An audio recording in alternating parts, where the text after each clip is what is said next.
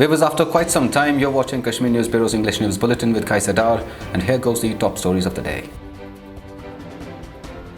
Jammu and Kashmir's Chief Secretary Arun Mehta says zero tolerance on non-adherence to COVID-appropriate behavior. The newly appointed Chief Secretary of Jammu and Kashmir, Arun Kumar Mehta, today said that there would be zero tolerance on non-adherence to COVID-appropriate behavior. It was the Health and Medical Education Department of Jammu and Kashmir that quoted Chief Secretary Arun Mehta saying that zero tolerance on non-adherence to COVID-appropriate behavior. He said that no one has the right to put other lives in danger. No syllabus reduced, no stakeholders, experts consulted, says Jammu and Kashmir's Education Chamber. The Jammu and Kashmir Education Chamber, an amalgam of all leading private school associations from both Kashmir and Jammu division today, termed the unilateral government order to restrict the timing of online classes as bizarre, devoid of any logic and detrimental for the future of students. The chamber raised many questions on how an education policy was changed within 24 hours. As per an official statement, the spokesperson of the chamber said, and I quote, "No education policy is changed in 24 hours. It concerns future of society and every policy is framed in the backdrop of an evidence-based approach. But we doubt they studied any model or consulted any expert, educationist or academician. There is no clarity on what basis they have framed this policy."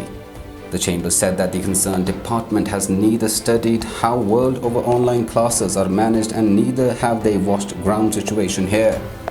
The spokesperson also stated, and I quote, "In other states the students would complete full syllabus and our students will have to be content with learning few chapters only.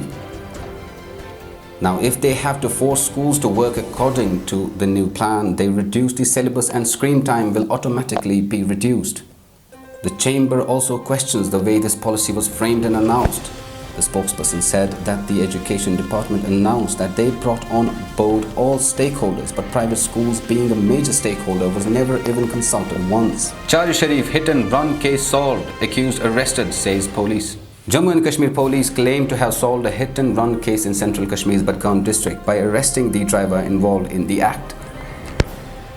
Officials said that on May 30th, a youth was killed after a vehicle hit him when he was riding his bike in Futlipora village of Qaiser Sharif area, following which the driver fled the spot. Police, after receiving the information, shifted the injured to SMHS hospital in critical condition, where he succumbed to his injuries.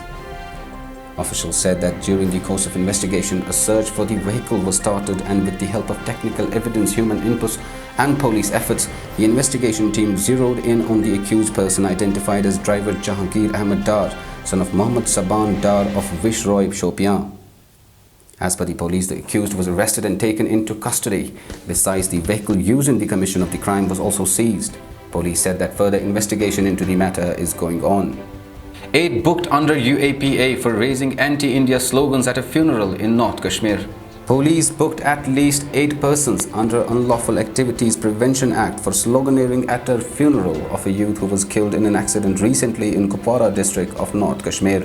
As per the officials, 4 of them have already been arrested under Section 13 of the UAPA, which prescribes up to 7 years of imprisonment for advocating, abetting, advising or inciting the commission of any unlawful activity. Well, viewers, a youth died in a road accident during the intervening night of 28th of May near his native place, Bumhama.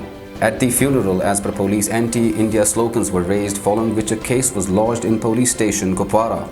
8 people, all residents of Bumhama, Kupwara, were arrested, and officials said that 4 out of those named in the FIR have been booked under UAPA Act. Well, that's it for the day. For more stories, visit our website kashmirnewsbureau.com, and for quick news, do follow us on social media platforms. Goodbye.